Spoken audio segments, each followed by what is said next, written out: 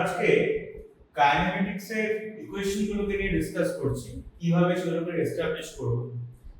তো অ্যালজেব্রিক্যাল প্রসেসে আমরা ফার্স্টে v u+at এই ইকুয়েশনটাকে আমরা এস্টাবলিশ করতে চাইছি।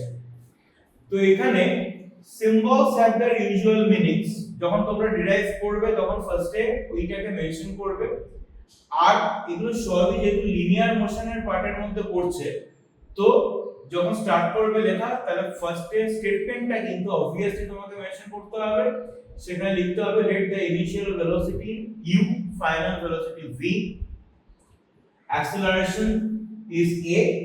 ঠিক আছে, তো এখানে তুমি ইন এডিশন এটাও মেনশন করতে পারো যে particle is moving with uniform acceleration a and the time taken is small t। এটাকে মেনশন করে তারপর ভেরি সিম্পল দেখো এখানে ডেরিভেশনটা রয়েছে।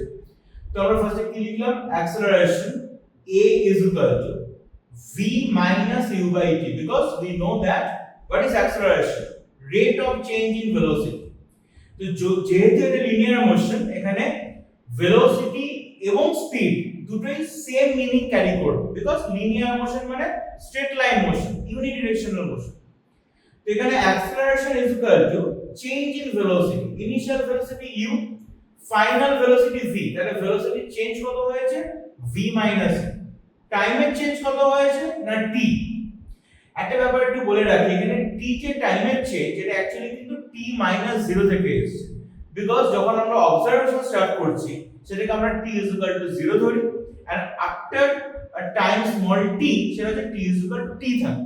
তো তাহলে এখানে চেঞ্জ ইন টাইম বা ডেল্টা t এর রোলটা প্লে করছে অনলি t। তারপর সেকেন্ড স্টেপে দেখো এখানে জাস্ট ক্রস মাল্টিপ্লিকেশন হয়েছে, a আর t কে আমরা মাল্টিপ্লাই করেছি, at = v minus u। তারপর সাইড চেঞ্জ হয়েছে, v = u+at। So this is the first equation of kinematics. Thank you.